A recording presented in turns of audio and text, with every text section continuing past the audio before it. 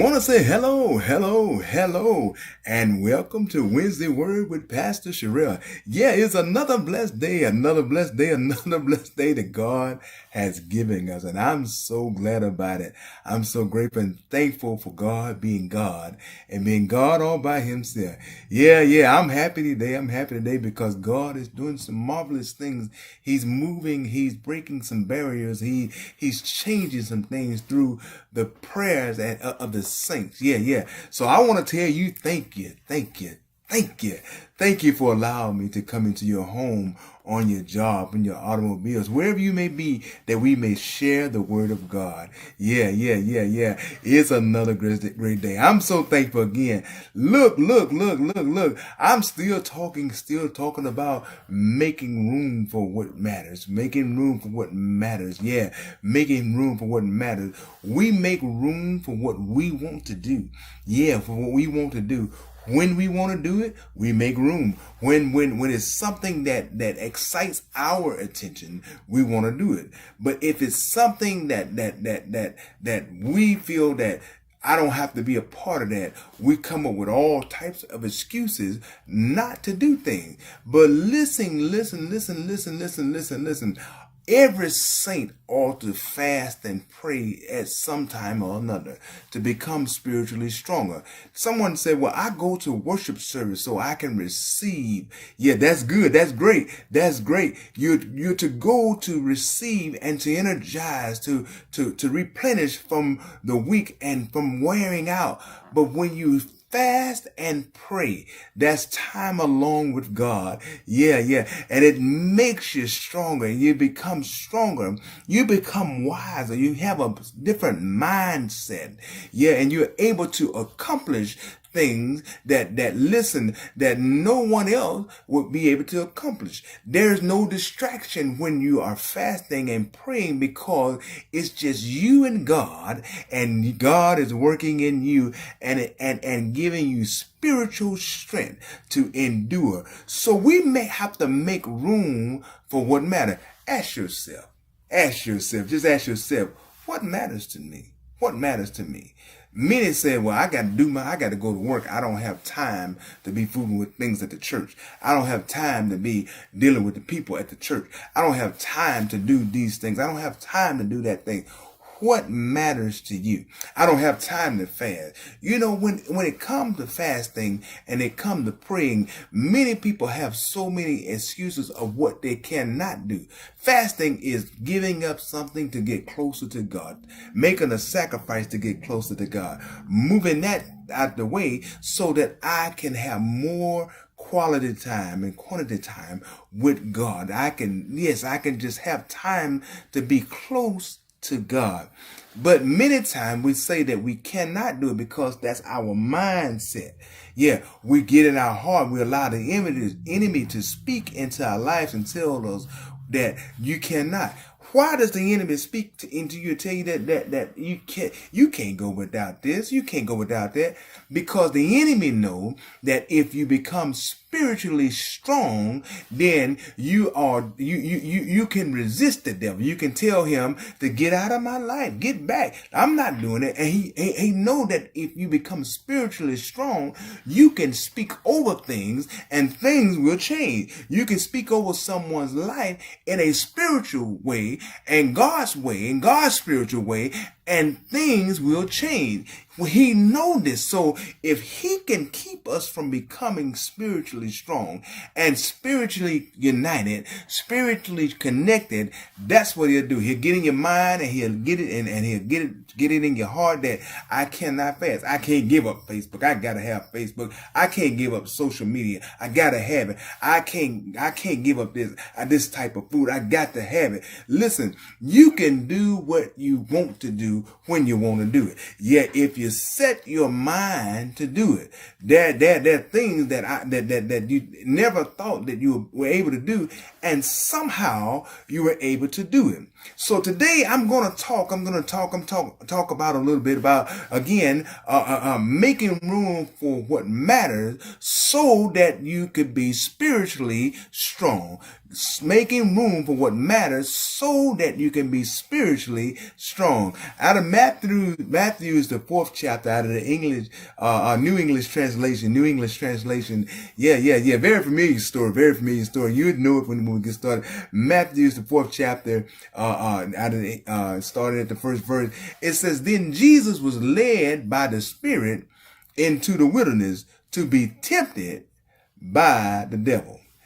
After he had fasted 40 days and 40 nights, he was famished. The tempter came and said to him, if you are the Son of God, command these stones to become bread. Look. Listen. The enemy want to try to attack you at your weakest moment. He try to offer you things that put things in your vision or in your sight or in your way when he feel that you're weak. People that are getting over certain things, and the enemy will always try to put those things in your way so that you can draw to those things and draw away from God. But we have to be spiritually strong. When we fast and pray, we become spiritually strong. So we make room. We're making room. We're giving up some stuff. We're moving out some stuff so that God can increase our spiritual walk. God can have more room in our life.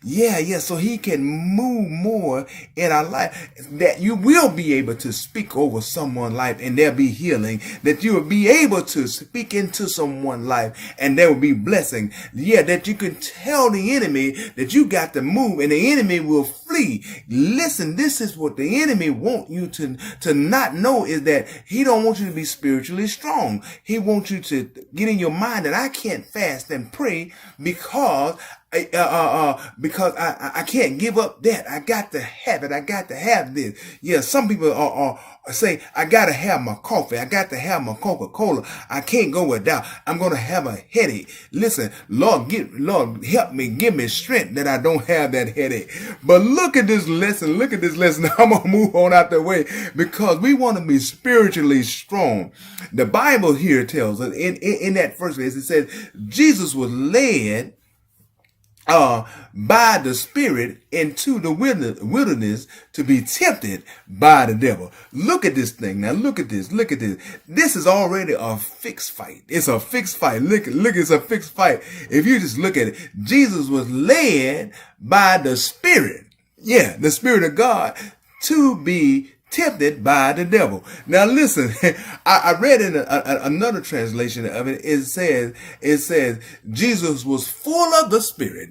He was full of the Spirit and was led into the wilderness to be tempted by the devil. So when Jesus had been fasting for 40 days and 40 nights, the devil thought he would catch him at his weak time, at his time where he had given up food, he had given up food, and he had become weak. But Jesus had actually become spiritually stronger. Spiritually stronger. And by becoming spiritually stronger, he was able to speak against those things that the devil tried to bring up in his life. So the devil said, look here. Now let me try to call you out. You know how people do. If you were a Christian, you wouldn't be doing this. If you was a saint, you wouldn't be doing this. You would do this for me, or you'd do that for me. But listen, don't let anyone speak on your character. When God has brought you over and God has brought you out, listen, and you're spiritually strong, it does not matter. You got to know who you are. You got to be confident and have confidence that you are a child of God, and not allow anyone to speak down and talk down and pull you down. Listen, folks tell you that you're nothing. God has told you that you're everything. That's how I see it. When people tell you that you can't, God told you that, listen, you're more than a conqueror. When they come up against you, you got to know for yourself. And this is what Jesus was telling the enemy here, because the enemy thought he would catch Jesus at his weak moment. But Jesus said, look, he told me, if you be the Son of God, command these stones to be turned to bread. Jesus said, he said, look here, I want to tell you something, Satan. Man don't have to live by bread alone. It's written in the word of God that man don't have to live by bread alone, but by every word that cometh from the mouth of God. So enemy, devil, backstabber, I don't care how you come at me. God has made me spiritually strong. So when you come at me to knock me down, when you come at me to pull me back, because I've been fasting and I've spent quality and quantity time with God, listen, I have become spiritually strong. I'm ready for you now. I'm ready for you now. I'm ready. And I don't want to fight you physically. This is a spiritual battle, and we're fighting a spiritual battle. And we have to have spiritual strength to be able to win a spiritual battle. Yeah, we got to have it. We got to have it. We got to have it in order to win. So we got to get some spirit, some of God's spirit on the inside, so that it'll show up on the outside. When the enemy come up against us, it is on the inside. It's going to show up on the outside. Yeah. Yeah. When it's on the inside, it's going to show up on the outside. So becoming spiritually strong, meaning that you got to give out and get rid of something. And some things when we fast and pray and we do without, a lot of those things we don't pick back up, and it's good. Some folks we fast from. Some folks we fast from. Listen. We fast from. We need to leave them folks alone. And some stuff that we move out our way, we need to leave alone. We don't have to go back to it. We become spiritually stronger. I'm gone. But Jesus said, look at here. We don't have to live by bread alone, listen, but by every word that proceeds out of the mouth of God. God bless you. God bless you. We love you. We love you. We love you. Until next time, God bless you and God keep you.